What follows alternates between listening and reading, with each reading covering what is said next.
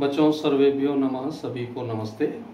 आइए आज के वीडियो में हम कक्षा 9वीं के नवमः पाठ, इसमें दिया हुआ है रघुवंशम। इस पाठ के माध्यम से बच्चों हम जानकारी प्राप्त करेंगे श्री रामचंद्र जी के वंशज। आपने एक दोहा उन रामायण में देखा होगा जो बहुत ही प्रसिद्ध है, रघुकुल रीति सदा चली आई, प्राण जाए पर वचन न जाई। तो ये उनके कुल का जो रिवाज था और उनके कुल में और कितने ऐसे राजा प्रतापी महाराजा हुए हैं जिन्होंने सत्य अपने वचन के लिए प्राणों तक की बलि दी। तो उन्हीं के वंशज के विषय में इस पाठ में हम पढ़ेंगे। तो आइए चलते हैं, विस्तृत जानकारी हम प्राप्त करेंगे पाठ के माध्यम से। तो आइए चलते हैं पाठ के अर्थ की ओर।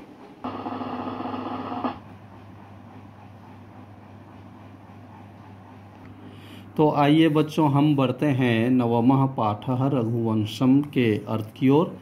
तो यहाँ देखिए आपके स्क्रीन में हिंदी में इस पाठ के बारे में 2 लाइनों में कहा गया है। यह पाठ कहाँ से लिया गया और कैसे लिया गया उसका मैं वाचन करता हूँ, आप पढ़ लेंगे, समझ लेंगे। महाकवि कालिदास कृत महाकाव्य रघुवंशम के प्रथम सर्ग से यह पाठ लिया गया है। इस काव्य में राजा दिलीप से लेकर अग्निवर्ण तक इक्ष्वाकु वंशीय राजाओं का वर्णन किया गया है।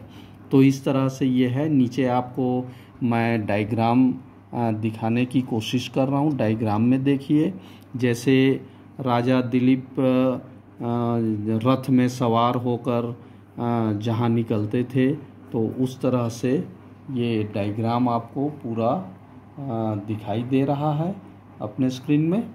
तो आइए बढ़ते हैं पाठ के अर्थ की ओर। ये आपके स्क्रीन में ये पहला श्लोक है बच्चों। आप देखिए, मैं वाचन करता हूँ, वाचन के साथ अर्थ बताने की कोशिश कर रहा हूँ। पहला श्लोक है, वैवस्वतो मनुर्नाम माननीयो मनीषिणाम आसीन महीक्षितामाद्य प्रणवश्छंदसामिव। इसमें बताया जा रहा है मनीषिणाम विद्वानों का, प्रणवः ओंकार, महीक्षिताम राजाओं का, छंदसाम वेद मंत्रों का, वेद मंत्रों में। अर्थ को देखते हैं। विद्वानों में माननीय, वेद मंत्रों में प्रणव छंद के समान, राजाओं में वैवस्वत मनु जैसे राजा इस धरती पर प्रकट हुए। अगले श्लोक में देखिए क्या कहा जा रहा है। दूसरे श्लोक, तदन्वये शुद्धिमति प्रसूतः शुद्धिमत्तरः दिलीप इति राजेन्दुरिन्दुः क्षीरनिधा विव। शब्दार्थ को देख लेते हैं। तदन्वये उसी के वंश में, क्षीरनिधौ समुद्र में, इंदु चंद्रमा, शुद्धमति शुद्ध बुद्धि के द्वारा। इसके अर्थ को हम आइए देखते हैं। उसी के वंश में शुद्धि बुद्धि के राजा दिलीप समुद्र से चंद्रमा के समान प्रकट हुए। आइए तीसरे श्लोक को हम देखते हैं। आकाश दृश प्रज्ञ प्रज्ञया सदृशागमः आगमहि सदृशारंभ आरंभ सदृशोदयः। इसके शब्दार्थों को देखते हैं जो विशिष्ट हैं। आगमः शास्त्र ज्ञान, प्रज्ञया बुद्धि वाले, इस तरह से। अब इसके अर्थ को देखिए। आकाश के समान असीम बुद्धि वाले राजा शास्त्र ज्ञान एवं बुद्धि से प्रारंभ कर आकाश की तरह असीम प्रतिष्ठा को प्रयास से, अपने प्रयत्न से प्राप्त हुए। तो इस तरह ये 3 श्लोक हैं बच्चों।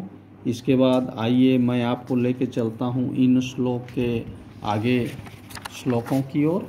तो ये पुस्तक में आप अगले श्लोकों को देख पा रहे हैं। चौथे श्लोक में देखिए क्या कहा जा रहा है। प्रजानामेव भूत्यर्थम शताभ्यो बलिमग्रहीत सहस्र गुणमुत्सृष्टुम मादत्ते ही रसम रविः।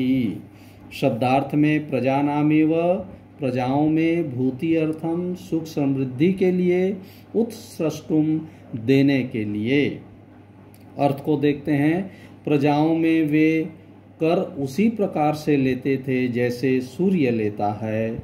सूर्य एक गुणा लेकर 1000 गुणा हमें वापस देता है, वैसे ही ये जनता से कर लेकर के 1000 हाथों से जनता को वापस करते थे।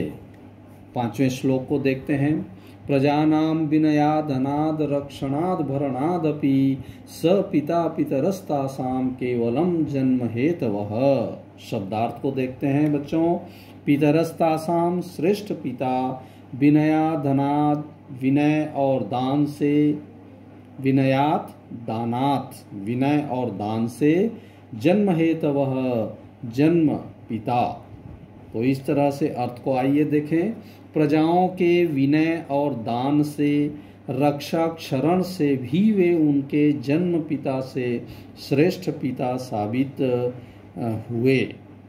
आइए 6वें श्लोक में क्या कहा जा रहा है देखते हैं, द्वेष्योपि सम्मतः शिष्टस्तस्यार्थस्य यथौषधं त्याज्यो दुष्टः प्रियोप्यासीद अंगुलीरोवगक्षता। शब्दार्थ को देखते हैं, द्वेष्यः द्वेष करने योग्य, शत्रु, उरगक्षता सांप द्वारा काटी गई। इस तरह ये विशेष अर्थ हैं। इसके अर्थ को आइए देखते हैं। शब्दार्थ को देखा हमने, जिस प्रकार सांप द्वारा काटी गई अंगुली प्रिय होते हुए भी त्याज्य होती है, उसी तरह से शत्रु भी उनके शिष्ट व्यवहार से सम्मत थे और उसी तरह से प्रिय हुआ करते थे। तो आइए 7वें श्लोक में क्या कहा जा रहा है देखते हैं, तस्य दाक्षिण्य रूढ़ेन नामना मगध वंशजा पत्नी सुदक्षिणत्यासीद अध्वरस्यैव दक्षिणा। शब्दार्थ में यहाँ विशेष दिया अध्वरस्य यज्ञ की। अर्थ को देखते हैं, मगध वंश में उत्पन्न यज्ञ की दक्षिणा से सुदक्षिणा उनकी पत्नी हुई, अर्थात राजा दिलीप की पत्नी सुदक्षिणा मगध वंश की तथा यज्ञ से उत्पन्न दक्षिणा के कारण सुदक्षिणा नाम से जानी गई। आइए 8वें श्लोक में क्या कहा जा रहा है देखते हैं। आपके स्क्रीन में श्लोक दिखाई दे रहा है बच्चों, अथाभ्यर्च्य विधातारं प्रयतौ पुत्र काम्यया तौ दंपति वसिष्ठस्य गुरोर्जगमतुराश्रमम्। यहाँ शब्दार्थ को पहले देखें, प्रयतौ प्रयत्नशील, विद्या विधातारम ईश्वर से या गुरु से, पुत्र काम्यया पुत्र की कामना से। अर्थ को देखते हैं, पुत्र की कामना से प्रयत्नशील ये दोनों दंपति अपने गुरु वशिष्ठ के आश्रम को गए। आइए अंतिम श्लोक 9वें श्लोक में क्या कहा जा रहा है उसे हम देखते हैं।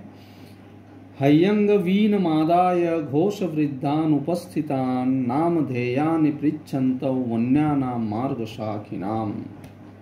यहाँ पर शब्दार्थ है हयंग वीनम अर्थात मक्खन, घोष वृद्धान वृद्ध ग्वालों से, शाखी नाम वृक्षों के शाखों से। यहाँ पर षष्ठी के बहुवचन का प्रयोग हुआ है। तो आइए अर्थ को देखते हैं कि मक्खन लेकर वृद्ध ग्वालों की उपस्थिति में वनों में वृक्षों का और मार्ग का नाम उन्होंने उनसे पूछा। तो इस तरह से इस पाठ में रघुवंश के रघुकुल के राजा दिलीप के विषय में विशेष तौर से बताया। राजा दिलीप कैसे थे, उन्होंने प्रजा को किस तरह से अपने राज्य में उन्हें संरक्षण दिया, उनकी सेवा की। तो इस तरह ये पाठ यहीं समाप्त होता है। तो इस तरह बच्चों हमने देखा नवमः पाठः रघुवंशम, छोटी सी जानकारी।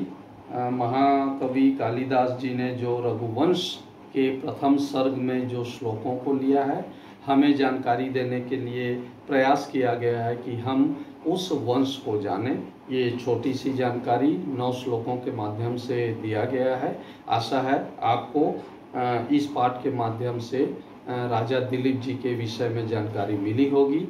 तो बच्चों हम बार बार कह रहे हैं, यदि आपको हम जो वीडियो प्रेषित करते हैं आपको समझने में कुछ भी कठिनाई होती है आप हमें कमेंट्स करके या लिख कर ज़रूर हमें सूचित करेंगे।